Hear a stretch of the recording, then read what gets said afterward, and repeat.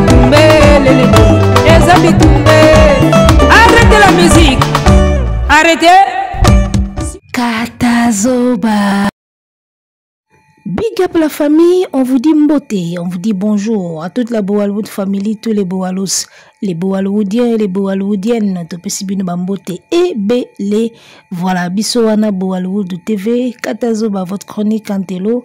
On est toujours en place avec la gourou du temple, la gourou du temple du milieu du village.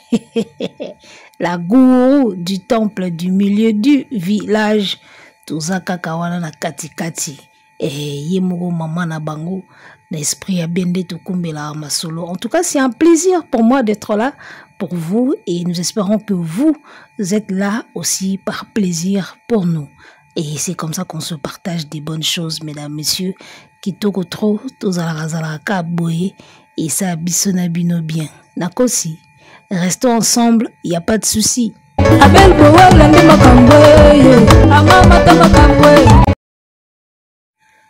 Elle est sortie il y a de cela 2 jours, la chanson Amour illusoire de l'artiste Ferregola.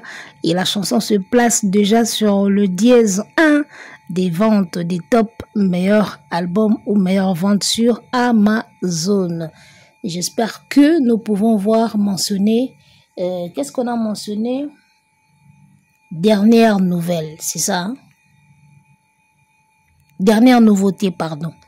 C'est mentionné dernière nouveauté. Donc, la chanson Amour illusoire se place déjà, hein, à la première position des ventes sur Amazon. En tout cas, bravo aux Gaulois qui font assez que l'artiste soit toujours présent sur les plateformes où on peut écouter et acheter de la musique. Tout ça, c'est grâce aux fanatiques, parce que si les fans ne font pas d'efforts, eh bien l'artiste ne va pas arriver en première position ou même dans les classements sur toutes ces plateformes-là. D'accord? Donc c'est un travail vraiment fait par des fanatiques, raison pour laquelle nous ne cesserons pas d'exhorter les fanatiques des artistes. Continuez de consommer, continuez de pousser vos artistes du mieux que vous pouvez, en tout cas, et aux alakito connaît lengi, parce que monde est un monde de challenge, monde est un monde de battle, monde est un monde de compétition, et aux un système au koi batiki yo kidiba nani ana nani. Nani ana nani ya au koi batiki yo, donc mutu na mutazo wela na kona ya kanga kona yi. Et donc c'est toujours grâce aux fanatiques que les artistes arrivent à avoir des niveaux au bakomaranango. Ok? Alors, de quoi va-t-on parler aujourd'hui? On va parler de l'actualité, hein, comme toujours, les chansons sorties récemment.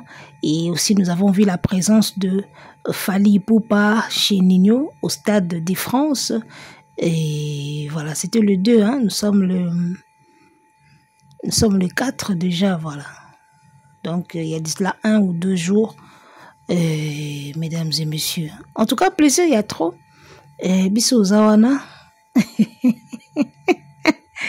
na bisayo zone de turbulence nako sabino te zone de turbulence na minto to komi na zone de turbulence ya osakana te wana kanisi ba vie na ngai actu du net bango mtu balinga olobela mambo ba zone de turbulence makambo ba astre échanger wana domaine na bango ba astre na ba zone de turbulence ba mbaye ba mamboana na cause bino te tous traverser zone de turbulence et veuillez attacher vos ceintures mesdames messieurs et en tout cas ba gilet de sauvetage na bino j'espère que ezala déjà pembeni moi masque na yo déjà ezala pembeni parce que tous traverser zone de turbulence na cause bino te les gars donc veuillez attacher vos ceintures pambate.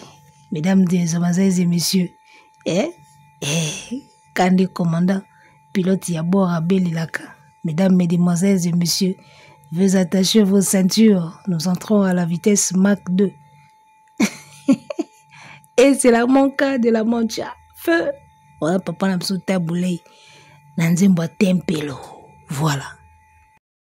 Alors, tant qu'on a l'obéli, papa n'a pas taboulé. Nanzembo n'a tempelo. La sepela na phrase wana oyo alobaka avant à changer rythme nzembo avant modulation kota et auti na moi slow avant changer ce côté à modulation nenga alobaka. Mesdames et messieurs, c'est le commandant Lei qui vous parle. Mesdames, messieurs, attachez vos ceintures, nous entrons à la vitesse Mach 2 et c'est la Monka de la Mancha. Feu! Allez là, parti wana fort. Alors, na lobeli papa Tabulei na kanisi lo moko. Webi que na sali constat moko avant l'entokota na makamba Stade de France et puis Amour illusoire qui arrête le temps. Na sali constat moko. Webi que ba chroniqueur ebele baza na connaissance mingi te ya musique, ya discographie ya mboka na biso.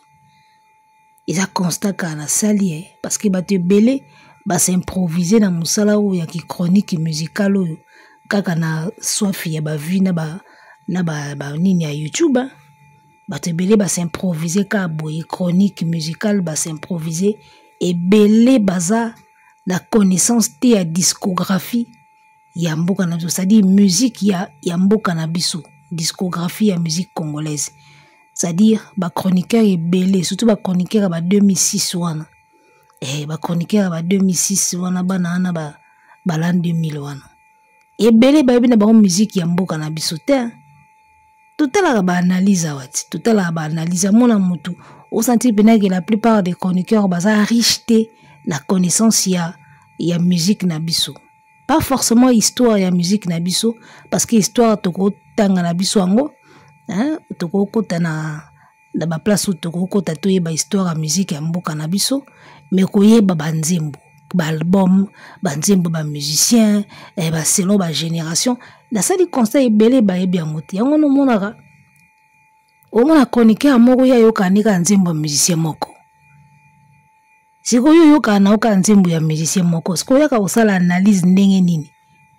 Parce que un analyste asa supposé yoka ka ba nzembo tout ba musique ebele po eba kosala ba différence ayeba nani aza ko exceller, nani aza ko exceller te, nani aza ko innover, nani aza ko innover te. C'est ça au fait le jeu. Au moins mutazo mebenga analyste ya yoka ka musicien ka moko. C'est pas normal. Il faut quand même bozala riche na écoute. Bozala na ba répertoire banzembo ebele boyebi ba chroniqueur ya l'an 2000. Ebele so tuni ba onka neti nzembo. Ba nzembo lo wa vers cassé. Ba yebi compositeur nango te. Omoni, ba yebi te ke nzembo lo wa vers cassé ya nzembo Papa Lutumba. Ayembi sango deux artistes, deux chanteurs de mboka na biso. Pepe Kalina Carlito. Ka nzembo moko mutamta yemba ngona guna ina version na ye. Ebele ba yebi makambo te. Ebele ba yebi te so tuni Kaya Yolande. Ya nzembo musicienne. Omona yebi na ite. Kaya Yolande mama yo bolingo na mipesi ya kalelo tolingana. Oh na mipesi na yo mama Kaya Yolande pasi na ngai yo ona moyaka o na numbala.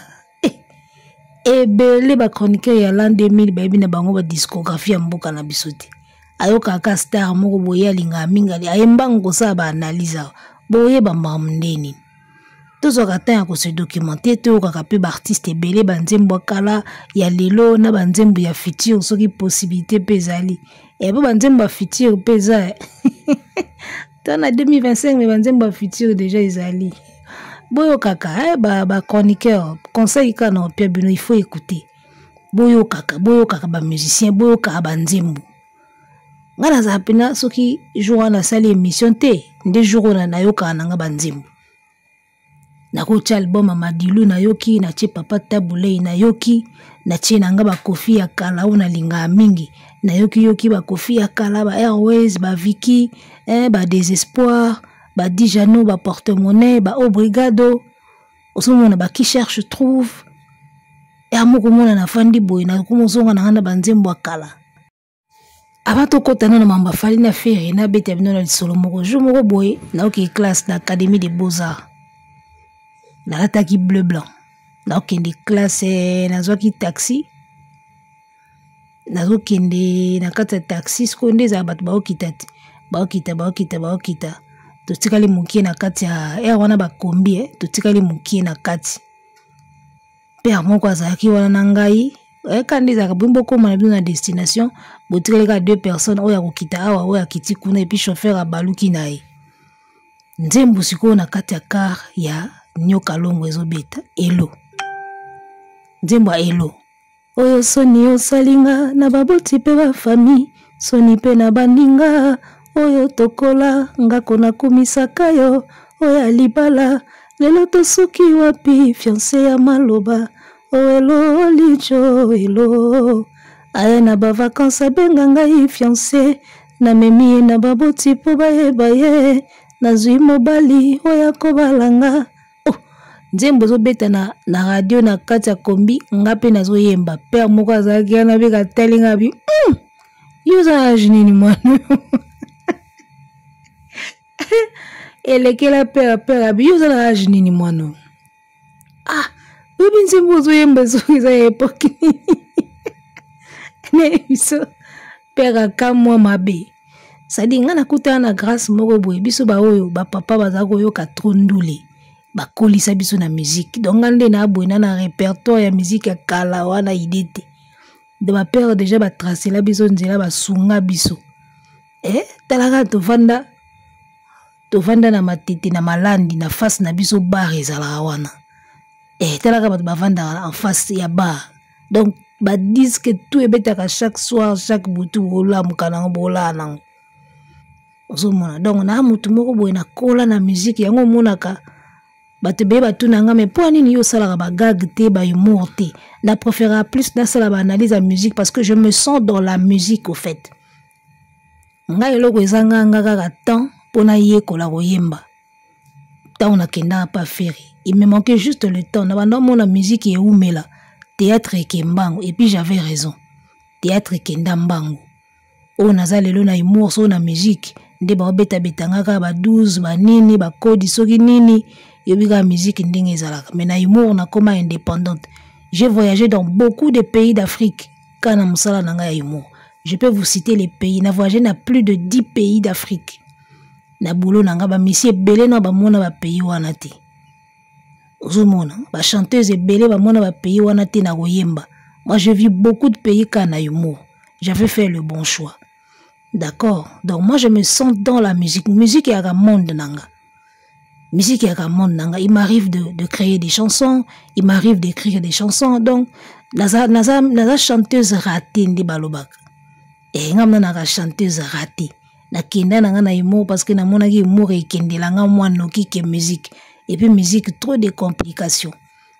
Mambe belé faut les kalaba tatami, faut ko taba temple bleu belé donc. Na mona yeka ke musique et pesanga moi ezalanga moi kokoso. Donc na kenda na humour lelo esalanga. D'accord? Humour lelo esalanga. Tout ce que je suis aujourd'hui ça pour la humour. Na signé ba contrat na nganga moko, na voyage nga moko. Contrat nanga oya boye na signé nga moko na tangi nga moko na ke na voyager na zuli konda nanga na sisi festival na zongi na randaka compte na motuté. Je suis indépendante libre na voyage ka soki festival e benginga na randa compte na motuté na loka ba musicien groupe te avo bima faut signaler. So peut poser yoki keto obima pete a fini yo. Au moins biloko yango. Donc j'avais vraiment fait le bon choix le on a regretté raté mais na mona kaka na passion moko o eza musique on a réalisé en côté. Mais ça ne nous empêchera pas de rattraper en ta na ndenge ya ba analyse. Donc ngana kola pena na musique, j'ai eu cette chance là ya ko yoka pena ba parents ba yoka ndule. C'est dit père na biso azaki disent que tout est obima azala na ngona pali. À l'époque to banda yoka na biso ba nzembo nyoso ya lokwa lelo ti yoka ka o ya yoka ka o.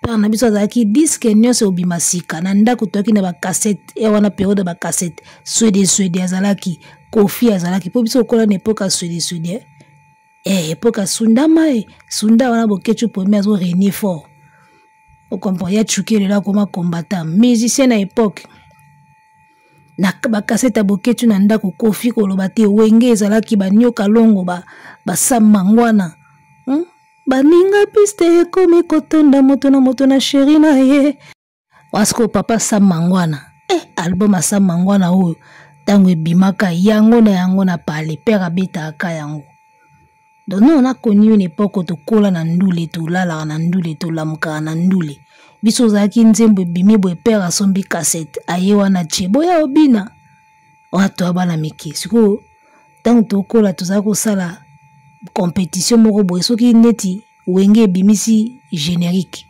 nani okanga ba pas de danse liboso ya to aki bana miki to zako saka pour na biso zaki amusement nzoka to kola déjà na kata formation moko boye ozoye bate ko za formation mobimba ba pas de danse tozo bina tozo tala nde ba danseuse ba bina to ko copie ba pas de danse du début à la fin nzembo ebimi okoyekola nzembo par cœur du début à la fin. On dirait challenge moko boye. Tu vas dire, oui, ça challenge mo ya musique, ka biso moko na biso moko.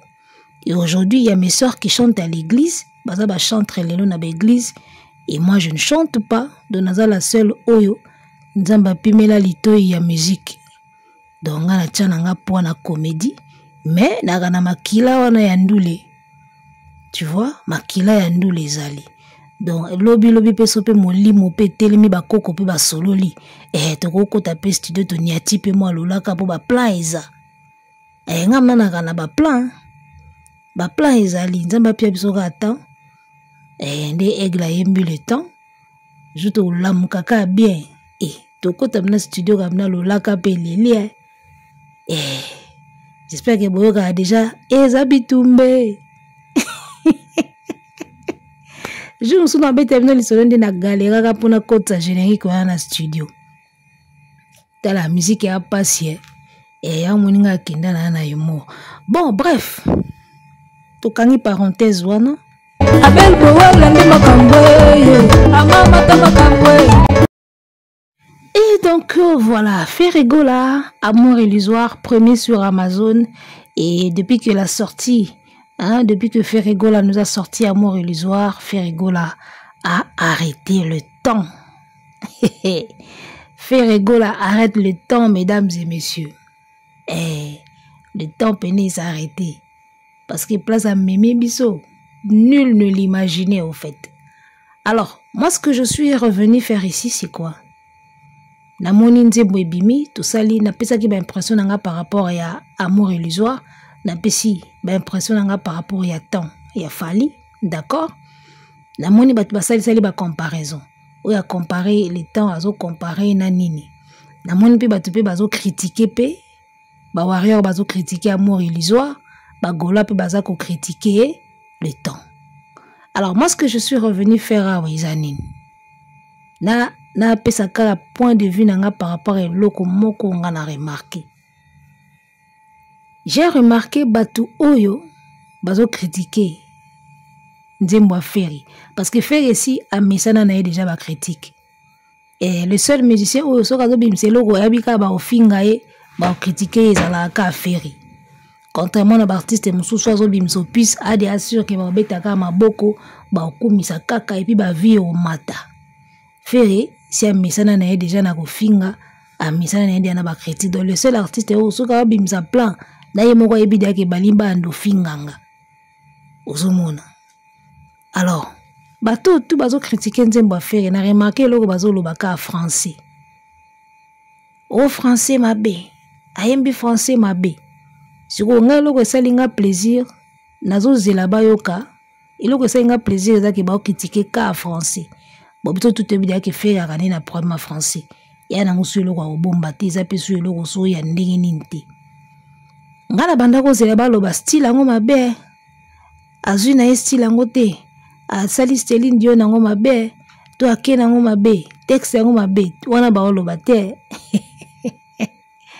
côté ba ofandela ka côté français nous tous on sait que le problème est français est aussi la leloté d'accord alors c'est pour dire quoi c'est pour dire que c'est une chanson qui a arrêté le temps ça y n'a pas tout bazo critiquer Amour illusoire ba sentir ba mo pena ke o eza mukuwa place au simbela ngo ezate to simbeka na français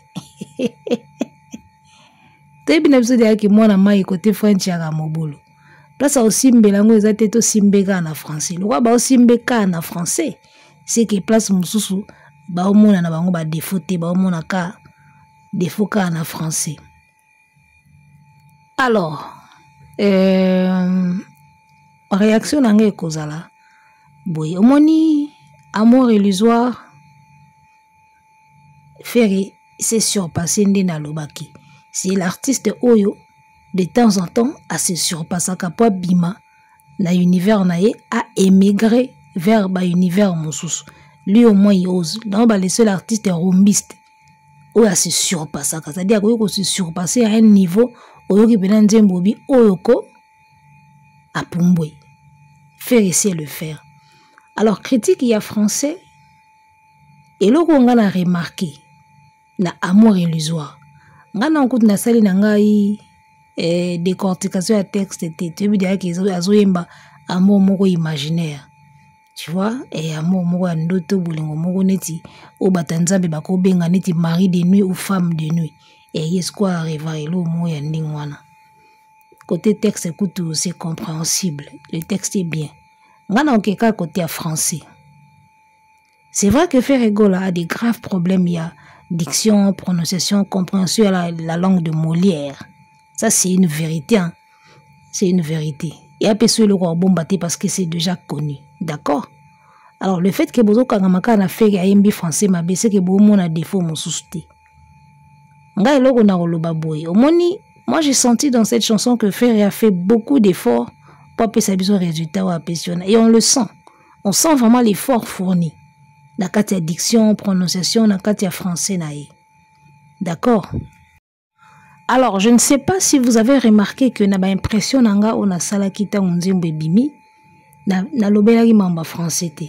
Pourquoi? Parce que ngala linga ina condamné français à faire soki ka salaki ba faute à grammaire. C'est-à-dire ndenge balobaka na place balobaka oh mon amour alobita mususu mon amour. Wana ingena condamné na pesa kolobata mususu ma fleur alobi mon fleur en tout cas wana ingena condamné na pesa kolobata mususu le papa alobi la papa to la maman alobi le maman wana ingena condamné. Vous remarquerez dans cette chanson à ça il faut ta grammaire te batu bazo critiquer ka diction naï. D'accord, so faut en tout cas loba tamusu na yo kite mais na banda ko yoka nzembo esila kate.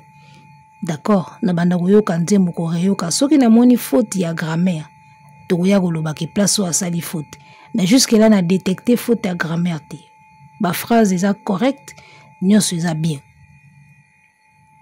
omoni de français oyo nga peut-être na ko critiquer na nzembo eza ka faute osali pena faute ya grammaire ça dit place ya accord ou accordé te de place moko ya article moko oti article o ezo convenir te na non féminin ou masculin wana nde na oya koloba mais problème etali diction accent ya mutu débat wana na linga okota ngote parce que na pesa bino ka exemple mo poto ke musika te moni faire ayembi français na accent na ye ya ki faire na accent na ye ya ki africain na accent na ye ya ki congolais. Et moi je pense que ba nation nyonso eza na mukili oyo si faut yemba français kaka na accent ya mboka na ye échange te tozoka Céline Dion ye moko aza soki québécoise na yo kaka omo Céline Dion soka zo loba français boka français Céline et français ba québécois ba québécois na ye bakate so basala ndeni po ba loba bongo première fois na tombaka na série télévisée moko ya ba québécois obi na banda comprendre te avant na ya comprendre que ba québécois ba loba bon nanda comprendre mais série oyo bazo sala ba jeu to ba sa nini mais moi je pense que Julien tu pourrais revenir avec la maison obi de ba québécois ba loba son moko nasal français na bango ezaka na accent na bango Céline Dion na loba bongo. Franchement, moi je pense que tu pourrais rester à la maison. Wanaba accent yaba québécois. Céline lui-même parle comme ça. Et même quand Céline chante en français, parfois il bimaka pe moi ndam, mais elle aussi elle fait beaucoup d'efforts. tolongwe na Céline Dion. Na peut ça bien exemple ya Jomoro international ya Niama ya Dega Nzembo ne yebani na kolba mukili mobimba. Julio Iglesias. Donc ata on azo ka faire azoemba Amour illusoire na pensé ka na Julio Iglesias. Alors espagnol ou portugais? Je crois espagnol. Hein? Voilà, Julio Iglesias azamuto à Madrid, na Espagne. Donc il est du Madrid en Espagne. Mutamboka Espagne ou balobaka espagnol. Alors, remarquez que quand Julio chante en français, parce que na banzembo yemba en espagnol, na banzembo yemba en français. Et banzembo so yemba en espagnol à traduire en français et ainsi de suite. Remarquez quand Julio chante en français, tu vas constater une forte accent espagnol na banzembo ni à français. À ça la ba faute à grammaire te, hein? Place à la à l'obakala, place à le à l'obakale, place à mon à l'obakamon, place à ma à l'obakama. Mais seulement son accent espagnol là, c'est trop fort dans ses chansons quand il chante en français. Non, peut sabino ka banzembo boko koyoka, boyoka nzembo lokola fidèle, je pense fidèle. À notre amour, je suis toujours fidèle. Éternel. C'est-à-dire qu'il chante bien, alors le français, azo prononcer, azo lobanaï grammaire qui toko force de la phrase est correcte, texte est correct. Mais son accent espagnol là, ça se sent na banzembo na ya français. Ça c'est l'identité. On ne peut pas lutter contre ça les gars. Omoni. C'est pareil pour Ferré. Quand Ferré chante Amour illusoire, à la faute na texte te, accent na yende ya ki congolais, ezo yokana, na kati ya français na ye, kaka ndenge accent espagnol e yokana kana banzembo Julio. Ozo nzembo mususu oyo na linga mingi oyo. Titre dango na bosani. Oya, les cieux ne manquent pas de charme, mais je préfère le plaisir, les joies, les larmes de notre terre, les bons vins, les yeux brillants des jolies femmes. La vie c'est plus pétillant que le champagne. Là où tu dois croquer la pomme, mais c'est le diable. Oh mona. Nanzemboana, accent na espagnol et yokana makasi. C'est-à-dire il y a des chansons où l'accent wane yokana vraiment makasi. Quand Julio dit tu, on dit bien le tu na yezaka le tis espagnol là.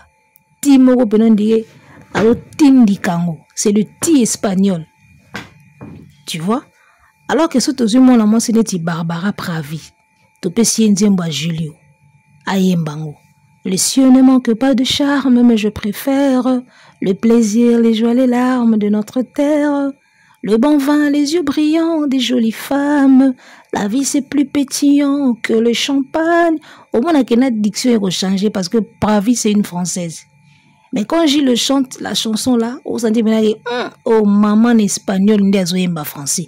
C'est ça l'identité. Et c'est pareil avec Ferré. Ozomona bokolongola accent wana ya ki congolais te parce que ils na makila. Ndenge moko Julio Iglesias. Toyemba banzembo Julio wa na français kakana fort accent espagnol wana yokana na banzembo ni français. Quand Julio chante, tu sens que c'est pas un français.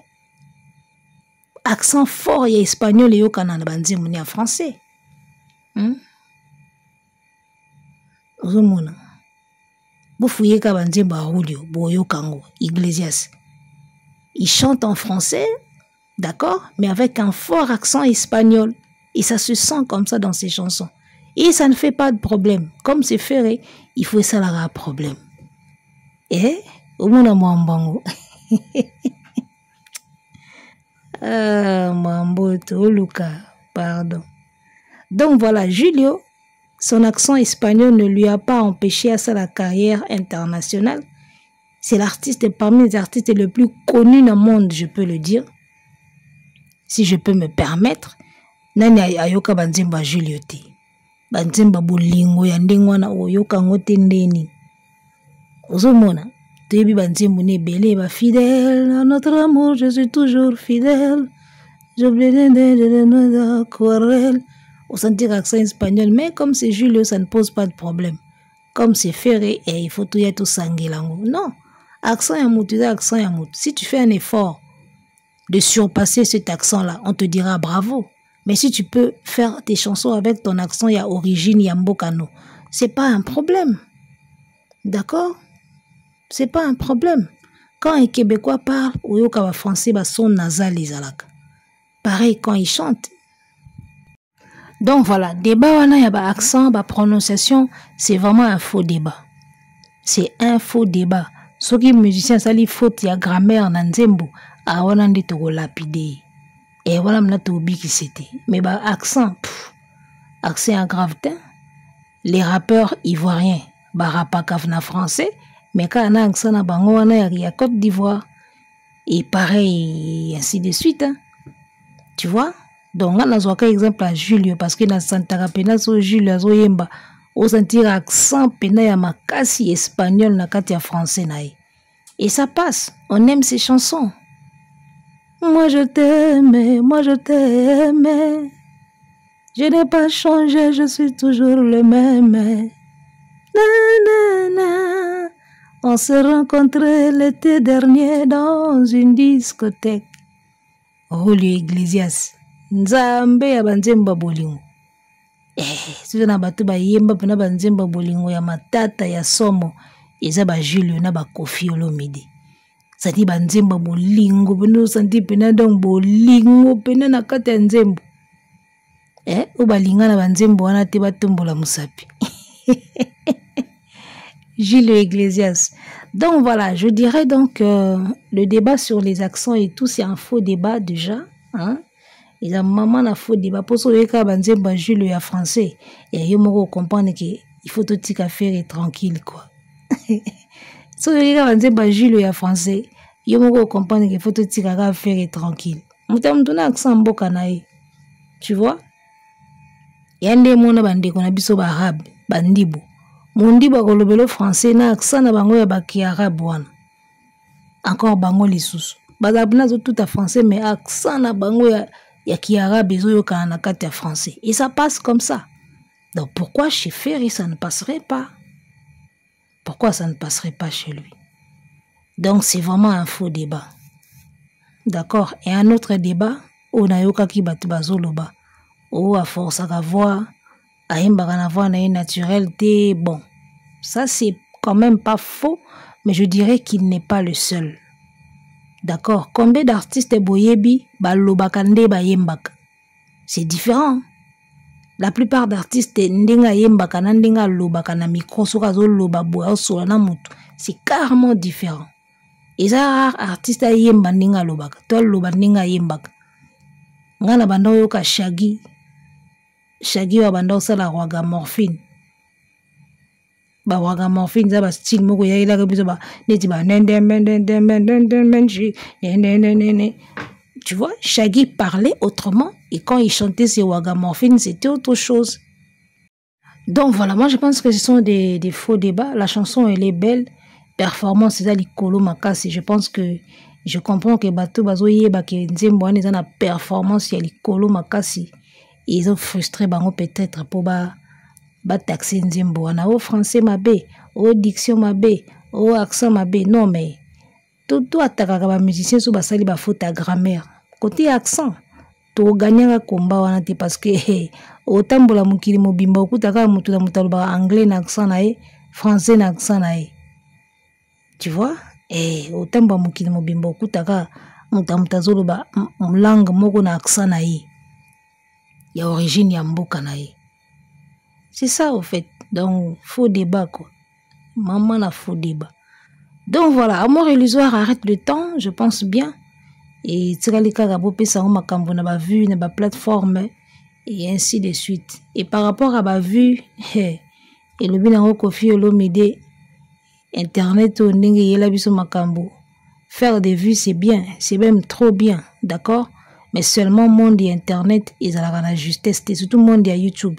Ils ont la justesse, quand na lobaka, tu peux avoir 100 000 abonnés mais ben émission tout ça la kosuka ka ba 5K, ba 10K.